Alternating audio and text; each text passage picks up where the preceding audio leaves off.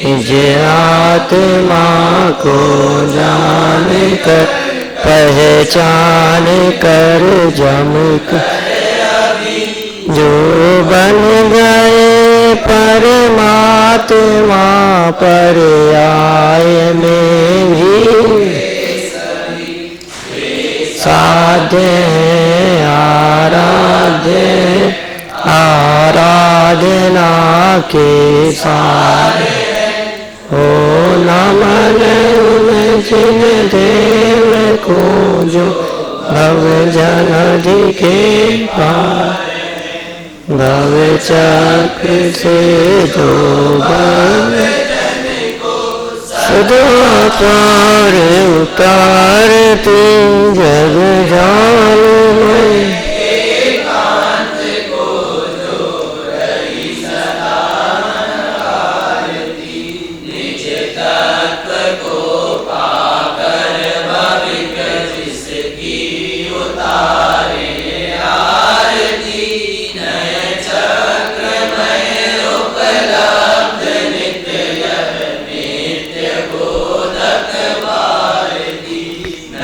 चक्र के संचार में चतुर विभुद भव चक्र के में जो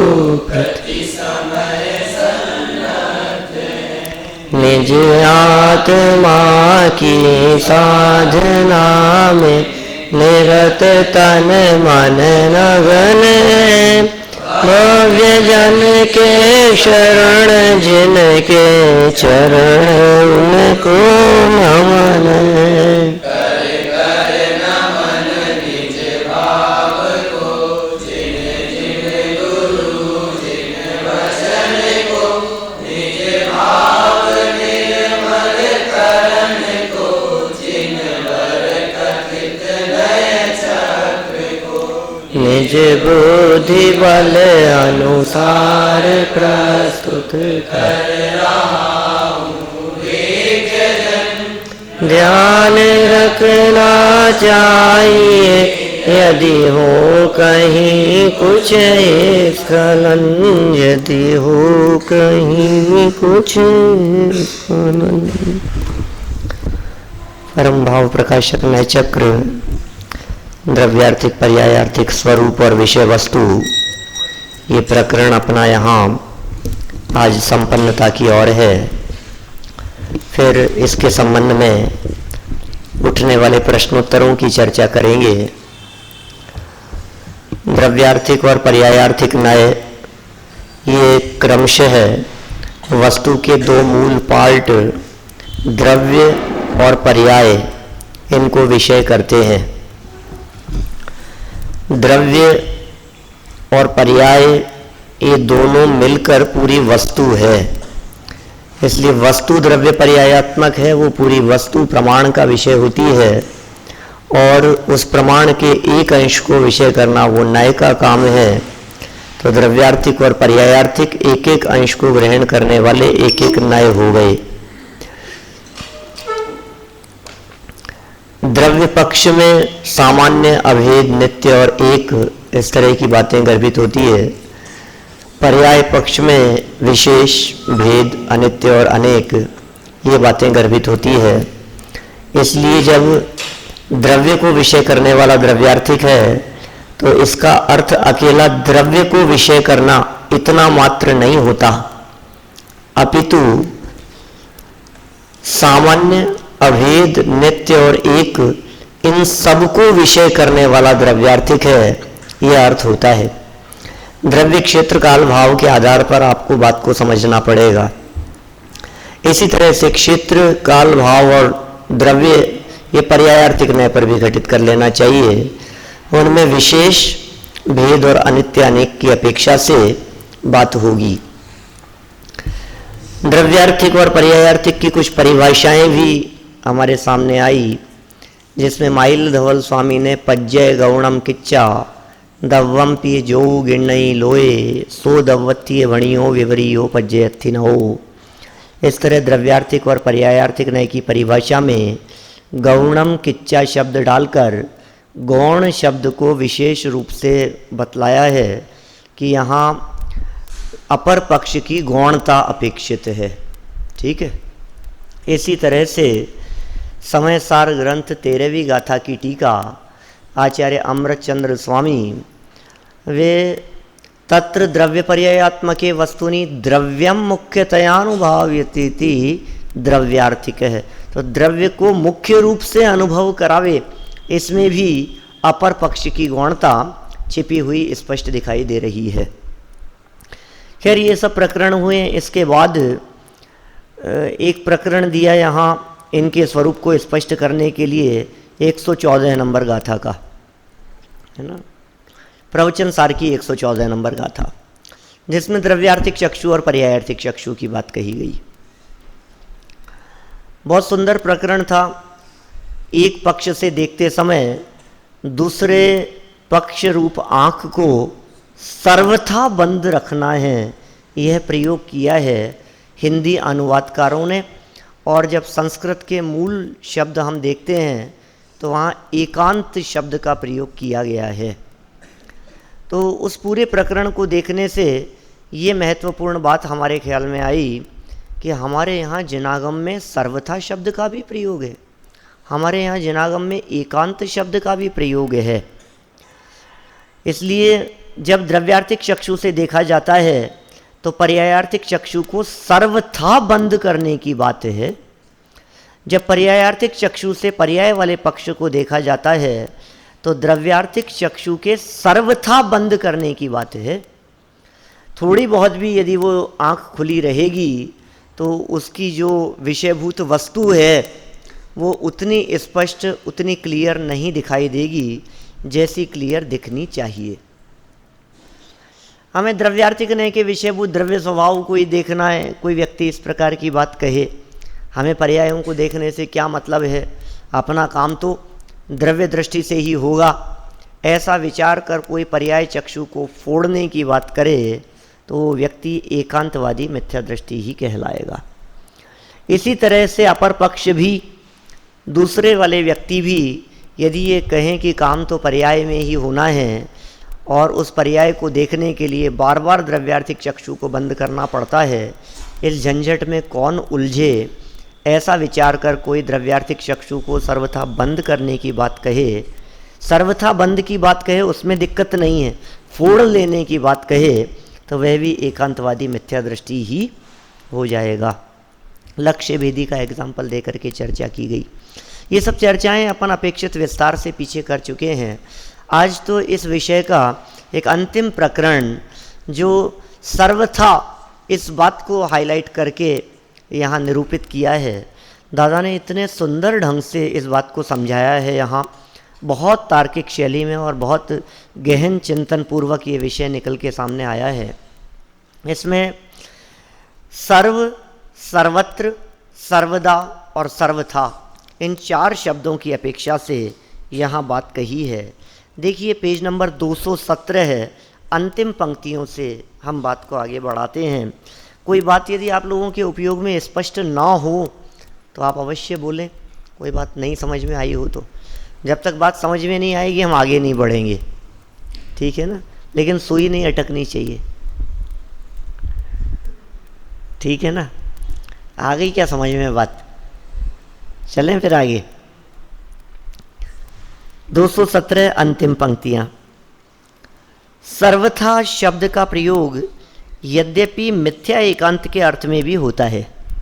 सर्वथा माने मिथ्या एकांत वाले। सर्वथा नियम त्यागी यथादृश्यम अपेक्षित है, समंत भद्राचार्य की पंक्ति है। हमारे यहाँ तो सर्वथा के नियम का त्याग है भाई साहब, हम तो सर्वथा है ही नहीं। हम तो जहाँ भी कहेंगे वहाँ कथनचित अपने आप ही लगा लेना। हम नए प्रयोग नहीं भी करें तो भी समंत भद्राचार्य कहते हैं हमारे जितने वचन हैं वो सब नए सहित ही होते हैं, सापेक्ष ही होते हैं, ठीक है ना। निरपेक्षा नया मिथ्या सापेक्षा वस्तुते अर्थकृत, ये ऐसे ही तो कथन है। सर्वथा शब्द का प्रयोग मिथ्या एकांत के अर्थ में भी होता है, तथापि सर्वत्र ऐसा ही होता हो ऐसी बात नहीं है, क्योंकि सम्यक एकांत के लिए भी इसका प्रयोग पाया जाता है। सर्वथा शब्द का प्रयोग किसके लिए? रिक्त स्थान में कदाचित ये प्रश्न पूछ लिया जाए आपसे, बोलो ये वाक्य लिखा जाए, सर्वथा शब्द का प्रयोग मिथ्या एकांत के अर्थ में भी होता है, लेकिन सर्वत्र ऐसी बात नहीं है, क्योंकि डैश खाली स्थान के लिए भी इसका प्रयोग पाया जाता है। किसके लिए? सम्यक एकांत के लिए। माने सर्वथा शब्द का प्रयोग, एकांत शब्द का प्रयोग किसके लिए? सम्यक एकांत के लिए। सम्यक एकांत माने नए, माने नए के लिए सर्वथा शब्द का प्रयोग मिलेगा। नए के लिए एकांत शब्द का प्रयोग तो देखा ही है हमने पीछे कई प्रमाणों में, जहां स्पष्ट रूप से आचार्यों ने एकांत शब्द का प्रयोग किया है। नए स्वयं एकांत है, यद्यपि स्वभावेन है ना वस्तु नए पक्षातीत है, तथापि सैतेन विना, वहाँ भी चर्चा आई है। एकांतवाद का नाश करने के लिए सम्यक एकांत रूप नयों की योजना की जानी चाहिए, ऐसा एक प्रमाण प्रस्तुत किया था। ध्यान है आपको कुछ? ए अंतनासन अट्ठम पच्छाण जुंजनम गुण है। ए अंतनासन अट्ठम, एकांतवाद का नाश करने के लिए किसकी योजना करनी चाहिए? बोले एकांत रूप नयों की। तो नए खुद एकांत रूप है और एकांत का नाश करने में भी समर्थ है। तो सर्वथा शब्द का प्रयोग ही के अर्थ में भी है, सर्वथा शब्द का प्रयोग एकांत के अर्थ में भी है, सर्वथा शब्द का प्रयोग नए के अर्थ में है, सर्वथा शब्द का प्रयोग सम्यक एकांत के अर्थ में भी और मिथ्या एकांत के अर्थ में भी, दोनों तरह से अपन लगा सकते हैं। कहीं कहीं मिथ्या के अर्थ में है और जहाँ ये अपना प्रकरण चल रहा है यहाँ सम्यक एकांत के अर्थ में उसका प्रयोग किया गया है। ठीक है, चलो एक बहुत सुंदर यहाँ एग्जाम्पल प्रस्तुत किया नाटक समय सार बनारसी दास जी का, निर्जरा द्वार और 34 नंबर का छंद है। बोलें जरा छंद क्या कहते हैं? जैसे फिट करी लौद हरड की पुट बिना, श्वेत वस्त्र डारिये मंजीठ रंग नीर में, भीग्यो रहे चिर काल सर्वथा न होई लाल, भेद नहीं अंतर सुफेदे रहे चिर में। इसमें सर्वथा शब्द का प्रयोग हुआ है। कौन सी लाइन में? तीसरी लाइन में। क्या कहना चाह रहे हैं यहाँ? ये जो रंगरेज होते हैं ना, कपड़े को रंगने वाले, जो कपड़े को रंगते हैं, सफ़ेद कपड़ा है और सफ़ेद कपड़े को रंगने के लिए वो क्या करते हैं? फिटकरी और हरडे इनको मिलाकर सफ़ेद वस्त्र को डाल देते हैं मंजीठ रंग नीर में, और बहुत लंबे समय तक वो भीगा रहे तो भी सर्वथा लाल नहीं होता। भीग्यो रहे चिरकाल, लंबे समय तक वो कपड़ा यदि भीगा रहे तो कह रहे हैं सर्वथा न होई लाल, सर्वथा लाल नहीं होता। क्या मतलब समझ में नहीं आया? सर्वथा लाल नहीं होता। हम तो सर्वथा शब्द का मतलब समझते हैं बिल्कुल नहीं, यही है ना सर्वथा माने, या पूरी तरह से। सर्वथा माने 100%। तो क्या सर्वथा ने हुई लाल, इसका मतलब 100% लाल नहीं हुआ, इसका मतलब बिल्कुल भी लाल नहीं हुआ, ऐसा अर्थ है। क्या कहना चाहते हैं? हमने कहा तो सर्वथा लाल नहीं होता, इसका मतलब सफेद का सफेद ही रहेगा, ऐसा अर्थ है क्या? नहीं, ये कह रहे हैं लाल तो हो जाएगा, वो ऊपर से देखने पर बिल्कुल लाल दिखाई देगा तुम्हारे को, लेकिन ये कह रहे हैं भेदे नहीं अंतर सुफेदी रहे चीर में। वो जो कपड़ा है, वो जो वस्त्र है, उस वस्त्र के अंतर में क्या वो सफेदी रहेगी। आप यदि उसको फाड़ के देखेंगे तो आपको उसमें सफेद के अंश दिखेंगे, सफेदी झलकेगी, उसमें सफेद पना दिखाई देगा। माने लाल तो हुआ है लेकिन पूरी तरह से लाल नहीं हुआ है। तो यहाँ जो सर्वथा शब्द का प्रयोग किया है, यह सर्वथा शब्द का प्रयोग एक प्रकार से कथनचित के अर्थ में ही हुआ है। हाँ, नॉट कंप्लीटली, ऐसा ही है। समझ में आई बात? तो ये जो बात कही है, नाटक समय सार का ये जो उद्धरण यहाँ प्रस्तुत किया है, यह उद्धरण सर्वथा शब्द का प्रयोग करते हुए भी कथनचित के अर्थ में इस बात को बतलाने के लिए बहुत ही सुंदर उद्धरण है, याद रखने योग्य है। जनवाणी में ऐसा प्रयोग है। और देखिए, ऐसे प्रयोग अनेक स्थानों पर मिल सकते हैं। प्रवचन सार के इस प्रकरण में सर्वथा बंद करने का अर्थ सर्वथा गौण करने के अर्थ में ही है। इसे हम इस प्रकार समझ सकते हैं। देखना कितनी सुंदर और मार्मिक बात यहां कह रहे हैं। द्रव्यार्थिक नय से वस्तु सर्वथा नित्य है। क्या ऋषभ? सर्वथा नित्य। बोलो, कठिन है क्या बात? इसमें मिथ्या दृष्टि हो जाएगा सर्वथा नित्य कहने पर? नहीं होगा। क्यों? क्योंकि नय लगा दिया ना हमने। द्रव्यार्थिक नय से सर्वथा नित्य है। अच्छा, मुझे एक बात बतलाओ, द्रव्यार्थिक नय से सर्वथा नित्य नहीं कहेंगे तो यदि द्रव्यार्थिक नय से कथनचित नित्य कहा, इसका मतलब क्या होगा? इसका मतलब द्रव्यार्थिक नय से ही अनित्य भी मानना पड़ेगा।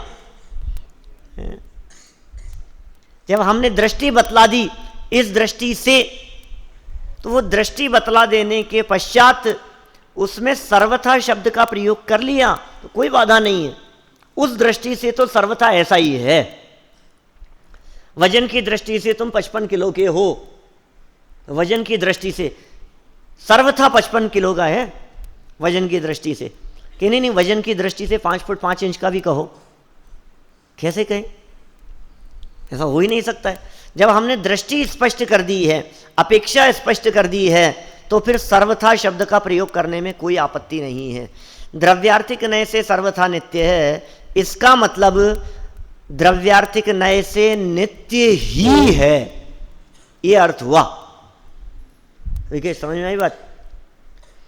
दो वाक्य हो गए, एक समान वाक्य हैं दोनों। जब हमने ये कहा द्रव्यार्थिक नय से वस्तु सर्वथा नित्य है, इसका मतलब क्या हुआ कि द्रव्यार्थिक नय से वस्तु नित्य ही है, ये अर्थ हुआ। देखिए, पर्यायार्थिक नय से वस्तु सर्वथा अनित्य है, अर्थात अनित्य ही है, एवं प्रमाण से वस्तु नित्यानित्य है, अर्थात नित्य भी है अनित्य भी है। दोनों जगह भी हो गए। उक्त कथन में आप स्पष्ट देखेंगे कि सर्वथा शब्द का प्रयोग एक प्रकार से ही के अर्थ में ही हुआ है। नयों के संदर्भ में जब नित्यता मुख्य है, विवक्षित है, तो अनित्यता पूरी तरह से गौण है, अविवक्षित है। इसी प्रकार जब अनित्यता मुख्य है, विवक्षित है, तो नित्यता पूरी तरह से गौण है, अविवक्षित है। तथा जब प्रमाण की बात आती है तो मुख्यता गौणता का प्रश्न ही समाप्त हो जाता है। अथवा ऐसा भी कह सकते हैं कि दोनों ही पक्ष समान रूप से मुख्य हो जाते हैं। सर्वथा शब्द का मर्म समझने के लिए आपको इसे 4 एंगल से देखना पड़ेगा। यहाँ 4 शब्द दिए हैं: सर्व, सर्वत्र, सर्वदा और सर्वथा। याद रहेंगे? सर्व, सर्वत्र, सर्वदा और सर्वथा। सर्व ये द्रव्यवाची है। सर्व माने सभी, सभी वस्तुएं, सभी लोग, सर्व की अपेक्षा से बात चल रही है, तो सर्व शब्द द्रव्य की अपेक्षा से हो गया। और सर्वत्र, ये त्र प्रत्यय क्षेत्रवाची है ना, तो सर्वत्र, सर्वत्र माने सब जगह है, एक क्षेत्रवाची प्रयोग हो गया। वही है, सर्व शब्द ही है, लेकिन सर्वत्र क्षेत्रवाची हो गया। और जब सर्वदा शब्द का प्रयोग किया तो कालवाची है, काल की अपेक्षा से। और जब सर्वथा कहा तो वो भाव अपेक्षा से हो गया। 4 बातें हो गई: सर्व, सर्वत्र, सर्वदा और सर्वथा।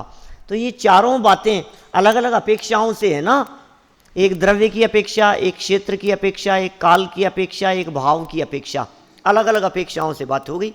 देखो, उक्त अर्थों से एक बात प्रतिफलित होती है कि सर्व शब्द द्रव्यवाची, सर्वत्र क्षेत्रवाची, सर्वदा कालवाची और सर्वथा भाववाची है। प्रत्येक पदार्थ स्वचतुष्टय की अपेक्षा सत्य है। हर वस्तु सतरूप है चतुष्टय की अपेक्षा। उसके स्वचतुष्टय, स्वद्रव्य, स्वक्षेत्र, स्वकाल और स्वभाव ही है। इसका अर्थ यह हुआ कि वस्तु द्रव्य, क्षेत्र, काल और भावमय है, उसे इन्हीं के माध्यम से समझा जा सकता है, समझाया जा सकता है। हर वस्तु स्वचतुष्टय रूप है। नीचे आप्तमीमांसा की कारिका की लाइन दी है, याद भी होगी आप लोगों को। सदैव सर्वं कोनेच्छे स्वरूपादि चतुष्टयात् असदेव विपर्यासान चिन्ह व्यवतिष्ठते। नहीं है याद? ये याद नहीं है? तत्वज्ञान पाठमाला में याद नहीं की थी आपने? तत्वज्ञान पाठमाला भाग 2 अंतिम पाठ देवागम स्तोत्र 16 छंद दिए, वो याद नहीं किए थे आप लोगों ने? 15 साल पुरानी बात होगी लगभग, मैंने शिविर में चलाया था यहाँ शाम की गुणस्थान वाली क्लास के समय, वो 16 श्लोक बहुत सुंदर है, याद होनी चाहिए सभी को। 15 नंबर की कारिका है। क्या कहा है? सद एव, सत्य ही है, सर्वम माने सभी, कौन है इच्छेत, कौन इस बात को स्वीकार नहीं करेगा? कैसे? स्वरूप आदि चतुष्टयात, स्वरूप चतुष्टय की अपेक्षा से इस बात को कौन स्वीकार नहीं करेगा कि वस्तु सतरूप ही है। असदेव विपर्यासान्न चेन्न व्यवतिष्ठते, और कोई व्यक्ति यदि इसे स्वीकार नहीं करेगा तो उसके अनुसार वस्तु व्यवस्था ही सिद्ध नहीं होगी। इसलिए हर वस्तु को स्वचतुष्टय की अपेक्षा से मानना ही पड़ेगा। आगे चलकर इस विषय को बहुत सुंदर ढंग से स्पष्ट करने वाले हैं। ऐसा नहीं हो सकता वस्तु तो है लेकिन कहीं नहीं है, ऐसा हो सकता है? हम किसी वस्तु की बात करें, ये पदार्थ है, तो प्रश्न खड़ा होता है ना, कहाँ है? हमने कहा है तो सही लेकिन किसी जगह पर नहीं है। ये संभव है?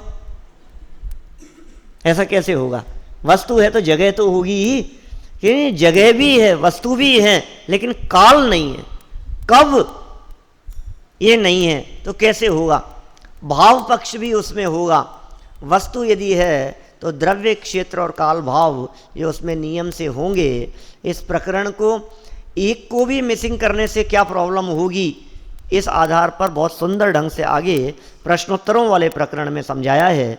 अपन यथा स्थान उसकी चर्चा करेंगे, इसलिए अभी उस प्रकरण को मैं यहाँ नहीं छेड़ रहा हूँ। देखिए आगे, जब ऐसा कहते हैं, ऐसा प्रयोग करते हैं, ईमानदारी का सर्वत्र अभाव है, बोलते हैं कभी ऐसा, तो इसका अर्थ कहीं भी ईमानदारी नहीं है, यही होता है। इस वाक्य से ईमानदारी का निषेध सब क्षेत्रों में हुआ, काल में नहीं हुआ। ईमानदारी का सब जगह अभाव है तो सब कालों में अभाव है, ऐसा थोड़ी ना अर्थ है इसका। सर्वत्र अभाव का मतलब अभी क्या भी चर्चा नहीं है, सब जगह, बस जगह से मतलब है, काल की विवक्षा ही नहीं है, काल की चर्चा ही नहीं है वहां। इसी तरह से एक दूसरा प्रयोग बतलाया कि मैं सर्वदा सत्य बोलता हूं, सर्वदा सत्य बोलता हूं, तो यह कथन त्रिकाल के बारे में है, सभी द्रव्यों और क्षेत्रों के बारे में नहीं। इसी प्रकार सर्वथा शब्द का जब प्रयोग करते हैं तो उसका अर्थ मात्र सर्वभाव ही होता है, सर्व क्षेत्र, सर्वकाल एवं सर्वद्रव्य कदापि नहीं। इस तरह सर्वथा शब्द का अर्थ भावापेक्षा ही घटित होता है। कुछ बात समझ में आई क्या, क्या कहना चाह रहे हैं? सर्वथा माने भाव अपेक्षा से, बस।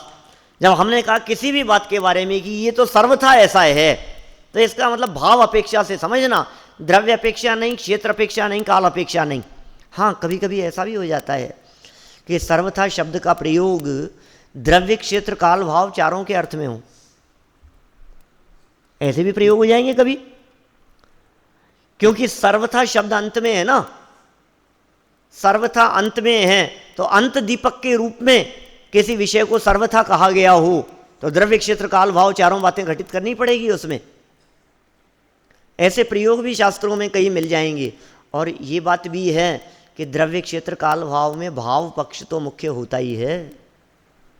क्या भाव पक्ष मुख्य है? भाव से ही वस्तु का स्वरूप स्पष्ट होता है। भाव वासन पर वजन दिया जाता है। और एक बात कहूं मैं, भाव से ही द्रव्य क्षेत्र और काल का निर्णय और निर्धारण होता है। अनंत भगवान, वो भाव उनका ऐसा है, माने वो योग्यता, माने केवल ज्ञान अवस्था, वीतराग अवस्था, ये भाव पक्ष है ना उनका, वीतरागता और सर्वज्ञता। तो ये भाव पक्ष मजबूत है, इसलिए वो द्रव्य भी पूज्य हो गए। क्या वो जहां से निर्वाण गए वो क्षेत्र भी श्रेष्ठ हो गया, वो काल और वो तिथि, ठीक है ना, महावीर निर्वाण दिवस, तो वो तिथि और वो काल भी श्रेष्ठ हो गया। क्यों? क्योंकि वो भाव केवल ज्ञान रूपी कार्य या निर्वाण रूपी कार्य जिस क्षेत्र से संपन्न हुआ, क्या वो क्षेत्र भी पूज्य हो गया। सम्य शिखर जी क्यों पूज्य हो गया? मतलब सम्य शिखर जी में ऐसा क्या है? जड़ रचना ही तो है पर्वत की, कि नहीं वहां वो जो क्षेत्र जो हाईलाइट हुआ या क्षेत्र जो प्रमुख हो गया या क्षेत्र जो महिमावान हो गया, उसके पीछे कारण क्या था? भाव। तो कभी ऐसे प्रयोग भी हो जाते। और यही कारण है कि सर्वथा शब्द का प्रयोग एकांत के अर्थ में होता है, क्योंकि सारी बातें उसमें गर्भित हो जाती है। देखो कुछ प्रयोग यहां बतलाते हैं। यहां सर्वथा बंद करने में, हाँ किसमें? सर्वथा में अकेला भाव पक्ष लेंगे कभी, और कभी सर्वथा शब्द के प्रयोग में अंत दीपक प्रयोग मानकर द्रव्य क्षेत्र और काल को भी गर्भित कर लेंगे। चारों को एक साथ भी गर्भित कर सकते हैं। और कभी ऐसा भी हो सकता है कि द्रव्य क्षेत्र काल के बिना अकेले भाव पक्ष को सर्वथा में ग्रहण किया गया हो। नहीं होगा, अकेले द्रव्य के लिए तो सर्वथा प्रयोग नहीं होगा। सर्वथा नित्य है, तो ये जो सर्वथा नित्य का जो प्रयोग किया है तो सम्यक एकांत के अर्थ में प्रयोग हुआ है। ये सभी द्रव्यों में नित्यता होगी, सभी कालों में भी नित्य है, सभी क्षेत्र में भी उसकी नित्यता है। क्या मतलब ये जो काल वाला जो फैक्टर है, इस काल वाले फैक्टर से जो नित्यता बतलाई गई है, यद्यपि नित्यता काल पक्ष को देखा जा रहा है, लेकिन वो कब, ये जो सर्वथा की जो चर्चा की है तो उस अपेक्षा से लगाना उसको, है ना। देखो और स्पष्ट कर रहे हैं, यहां सर्वथा बंद करने में भी, जब हमने सर्वथा बंद करने की बात कही कि द्रव्यार्थिक चक्षु को सर्वथा बंद करो, तो उसको बंद करने में भी भाव अपेक्षा ही बात है। अर्थात सदा काल बंद नहीं रखना है, सभी को बंद नहीं रखना है, और सर्वत्र भी बंद नहीं रखना है। बस जब द्रव्यार्थिक चक्षु से देख रहा हो तभी पर्यायार्थिक चक्षु बंद रखनी है। द्रव्यार्थिक नए से देखने वालों को ही बंद रखनी है, सबको नहीं। इसी प्रकार सर्वत्र पर भी घटित कर लेना चाहिए। इस प्रकार सर्वथा बंद करने का अर्थ सबको नहीं, ध्यान देना, जब सर्वथा बंद करने की बात कही, द्रव्यार्थिक चक्षु को सर्वथा बंद करके 114वीं गाथा की टीका, पर्यायार्थिक चक्षु को सर्वथा बंद करके जब ऐसे सर्वथा शब्द का प्रयोग किया, तो वहां सर्वथा बंद करने का अर्थ सबको नहीं करना है, मात्र उसे ही जो द्रव्यार्थिक चक्षु से देख रहा हो। सदा नहीं करना है, मात्र उस समय जब वह द्रव्यार्थिक चक्षु से देख रहा हो। सर्वत्र नहीं, मात्र उस क्षेत्र में जिस क्षेत्र में द्रव्यार्थिक चक्षु से देख रहा हो। ऐसा ही अर्थ हुआ ना सर्वथा बंद करने का। दूसरी दृष्टि से विचार करें तो सर्वथा शब्द का अर्थ द्रव्य क्षेत्र और काल और भाव चारों की अपेक्षा भी होता है। अब देखो ये दूसरा प्रयोग, एक तो द्रव्य अपेक्षा नहीं, क्षेत्र अपेक्षा नहीं, काल अपेक्षा नहीं, अकेले भाव की अपेक्षा। सर्वथा शब्द का प्रयोग अकेले भाव की अपेक्षा। और दूसरी बात क्या कह रहे हैं यहां, चारों की अपेक्षा। जैसे सर्व, सर्वत्र, सर्वदा और सर्वथा, इस क्रम में सर्वथा अंतिम शब्द है, अतः इसका प्रयोग चारों के समुदाय में भी हो सकता है, होता भी है। जैसे अग्नि सर्वथा घर में है, बोलो क्या कहना है आपका? अग्नि सर्वथा घर में है, जीव सर्वथा चित स्वरूप है, पुद्गल सर्वथा रूपी है। इन उदाहरणों में द्रव्य, क्षेत्र, काल, भाव ये सभी अपेक्षाएं आ जाती हैं। सभी अग्नि घर में है, उसका प्रत्येक प्रदेश घर में है ये क्षेत्र, उसकी प्रत्येक पर्याय घर में है ये काल पक्ष, और उसका स्वभाव भी घर में ही है ये भाव पक्ष। चारों आ गए ना। और वाक्य क्या प्रयोग किया? अग्नि सर्वथा घर में। इसी प्रकार जीव चित स्वरूप है, तो प्रत्येक जीव चित स्वरूप है ना। जीव का प्रत्येक प्रदेश चित स्वरूप है, क्षेत्र हो गया। प्रत्येक जीव की प्रत्येक पर्याय चित स्वरूप है, ये काल हो गया। और प्रत्येक जीव का स्वभाव भी चित स्वरूप है। ऐसे पुद्गल पर भी लगा लो। पुद्गल द्रव्य वो रूपी है, तो सभी पुद्गल द्रव्य रूपी है। पुद्गल का प्रत्येक प्रदेश प्रदेश रूपी है।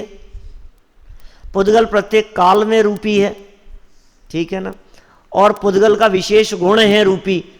पुद्गल रूप स्वरूप ही है, स्पर्श रस गंध वर्ण रूपी है, रूपीण है पुद्गला, ऐसा उमा स्वामी आचार्य ने कह दिया।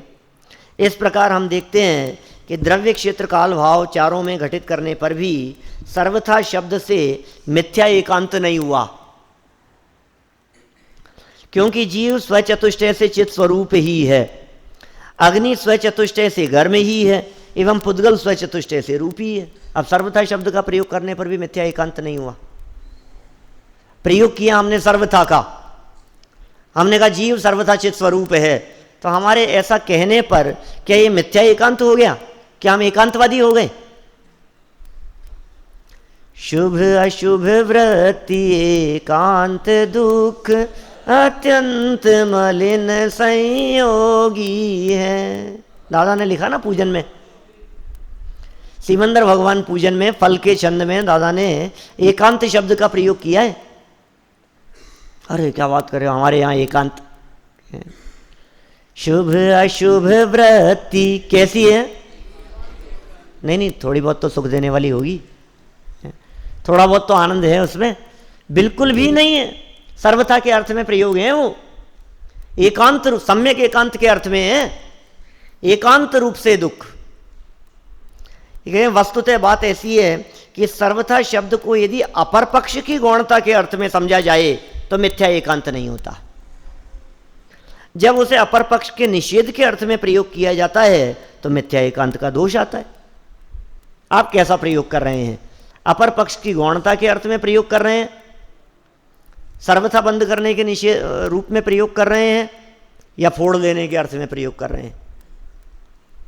अनेक स्थानों पर सर्वथा शब्द का प्रयोग कथन को दृढ़ता प्रदान करने के लिए भी होता है, किसी बात पर विशेष बल देने के लिए भी होता है।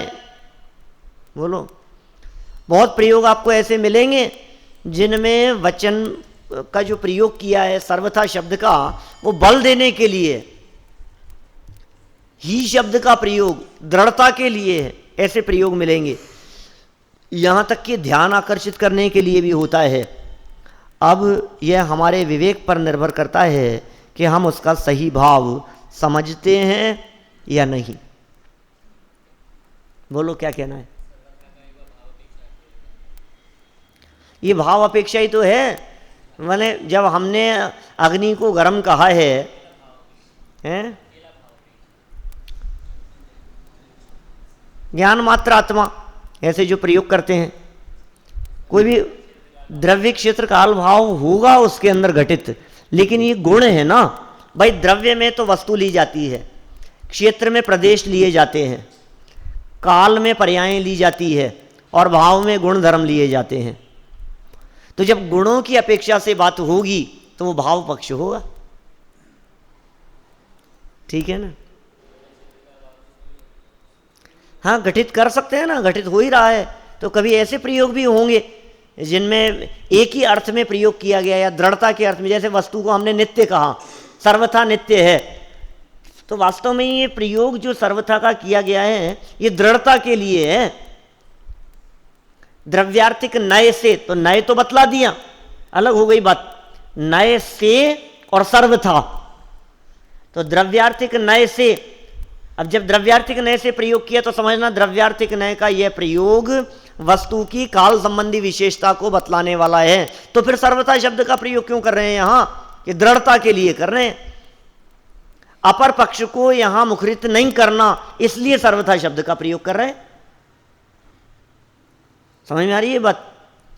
जब ये वाक्य कहा था कि द्रव्यार्थिक नय से वस्तु सर्वथा नित्य है, जब ऐसे शब्द का प्रयोग किया, वहां सर्वथा शब्द का प्रयोग क्यों था? इसलिए था कि आप प्रतिपक्ष को बिल्कुल भी यहां उठाना मत, नहीं तो द्रव्यार्थिक नय चला जाएगा, पर्यायार्थिक नय हो जाएगा। भाई इतना ही तो टाइम लगता है, दृष्टि बदली और नय बदल गया, वाक्य आपका आगे बढ़ गया और नय बदल गया, आपके विकल्प में बात दूसरी आ गई तो नय बदल गया, क्योंकि नय वस्तु में तो है नहीं, नय तो देखने वाली दृष्टि में है। नित्यता देखते देखते यदि अनित्यता ख्याल में आ रही है तो नय बदल गया ना, नित्यता गौण हो गई, अनित्यता हाईलाइट हो गई। पहले समय की पर्याय में द्रव्यार्थिक नय था, दूसरे समय की पर्याय में पर्यायार्थिक नय लागू हो गया। एक सेकंड पहले द्रव्यार्थिक नय से बात कर रहे थे, अगले सेकंड में पर्यायार्थिक नय से बात करने लगे। बोलो ऐसे कितने प्रयोग मिलेंगे इस तरह के? देखो यहां पूरा करते हैं अपन इस प्रकरण को। जिस प्रकार लोक में सदा तो दोनों आंखों से ही देखा जाता है, एक आंख से तो विशेष प्रयोजन से ही देखा जाता है, जैसे बंदूक चलाना हो, हीरा माणिक परखना हो, तभी एक आंख से देखते हैं। उसी प्रकार ज्ञानी जन के सदा तो सम्यक ज्ञान स्वरूप प्रमाण ही प्रकाशित रहता है, अनेकांतिक दृष्टिकोण ही रहेगा। क्या द्रव्यार्थिक या पर्यायार्थिक नय का प्रयोग तो यथासंभव प्रयोजनानुसारी होता है। जिस प्रकार किसी प्रयोजन विशेष के आग्रह से एक आंख फोड़ लेने वाले की मात्र वह आंख ही नहीं फूटेगी, अपितु व्यक्ति ही काना हो जाएगा, उसी प्रकार एक नय के आग्रह से दूसरे नय का निषेध करने में मात्र उस नय का ही निषेध नहीं होगा। एक नय का निषेध कर दिया, हम नहीं मानते एक नय को, अकेले एक नय का निषेध नहीं है, अपितु प्रमाण ज्ञान भी खंडित हो जाएगा, सम्यक ज्ञान ही नहीं रहेगा। क्या कहना है आपको? क्योंकि अंशों के निषेध से अंशी का निषेध एवं अंशी के निषेध से अंशों का निषेध सहज ही हो जाता है। अतः आत्मार्थी किसी भी नय का सर्वथा निषेध नहीं कर सकता। जो भी आत्मार्थी होगा वो किसी भी नय का सर्वथा निषेध नहीं कर सकता। देखो पीछे जो प्रयोग किया था, जहां इन्होंने द्रव्यार्थिक नय से सर्वथा नित्य रहने की बात कही थी, ध्यान देना वो वाक्य कैसा लिखा हुआ है और अर्थात करके क्या वाक्य लिखा। देखो वापस देखो जरा, उसमें एक विशेष बात कहना चाहता हूं मैं तुम्हारे को। क्या था? द्रव्यार्थिक नय से सर्वथा नित्य है, द्रव्यार्थिक नय से सर्वथा नित्य है, अर्थात नित्य ही है। कोई बात समझ में आई? अब सर्वथा और ही इन दोनों का एक साथ प्रयोग नहीं है, समझ में आ रही है बात? जब उसको अर्थात करके समझाया तो सर्वथा का प्रयोग नहीं था, जब सर्वथा का प्रयोग था तो ही का प्रयोग नहीं था। इसका मतलब ये वाक्य देकर के दादा किसी विशेष बात की तरफ ध्यान आकर्षित करना चाहते हैं। उसका स्पष्टीकरण आगे प्रश्नोत्तरों में होगा कि सर्वथा और एकांत जब दोनों का एक साथ प्रयोग किया जाता है, सर्वथा ही जब ऐसा कह दिया जाता है तो फिर वो मिथ्या एकांत का सूचक हो जाएगा। समझ में आ रही है बात? आगे इसी प्रकरण में प्रश्नोत्तरों में आगे 2, 4, 5 पेज बढ़ करके 2-3 दिन में चर्चा करेंगे अपन, आएगी चर्चा। 7, 8, 9 नंबर का प्रश्न है शायद, जिसमें सर्वथा आदि के प्रकरण को बहुत सुंदर ढंग से खोला है, सर्वथा एकांत ऐसी चर्चा की है। देखो, गौणता कोई दोष नहीं है, वह तो नयों के स्वरूप में ही समाहित है, अतः सर्वथा गौण करने से घबराने की आवश्यकता नहीं है। मगर गौणता तो है ही ना। अब हमने कहा सर्वथा गौण, सर्वथा गौण, गौण कह रहे हैं और सर्वथा भी कह रहे हैं, तो पूरी तरह से गौण, यही अर्थ हुआ ना। पर अपर नय का सर्वथा निषेध इष्ट नहीं है। यदि जिनवाणी में कहीं निषेध शब्द का प्रयोग हो तो उसे भी गौण के अर्थ में ही समझना चाहिए। हो सकता है कहीं कहीं निषेध शब्द का प्रयोग कर देवे तो कोई बात नहीं, निषेध माने गौण के अर्थ में। भाई, वस्तु का स्वरूप अगाध है, अपार है, उसका तल एवं पार पाना असंभव तो नहीं, पर गंभीर अध्ययन चिंतन मनन की अपेक्षा अवश्य रखता है। जिस प्रकार वस्तु का स्वरूप अगाध और अपार है, उसी प्रकार उसका प्रतिपादन करने वाली प्रमाण नयात्मक शैली भी कम गंभीर नहीं है। जटिल विषय आने पर निराश नहीं होना चाहिए, उदास नहीं होना चाहिए, इसके अध्ययन से विरत भी नहीं होना चाहिए, अपितु दूने उत्साह से समझने का यत्न करते रहना चाहिए, सतत प्रयास चालू रहना चाहिए, क्योंकि मार्ग प्राप्त करने का यही मार्ग है। इस प्रकार ये द्रव्यार्थिक पर्यायार्थिक स्वरूप विषय वस्तु वाला प्रकरण संपन्न हुआ। ये प्रश्नोत्तरों वाला भी बहुत सुंदर प्रकरण है, बहुत मार्मिक भी है, सुंदर भी है और रोचक भी है, और आपको मज़ा आएगा ये पूरे प्रकरण में। और हम कोशिश करेंगे कि 10 लक्षण के पहले ये प्रश्नोत्तरों वाला प्रकरण भी अपन संपन्न कर लेंगे। ठीक है ना? लो महावीर भगवान की जय।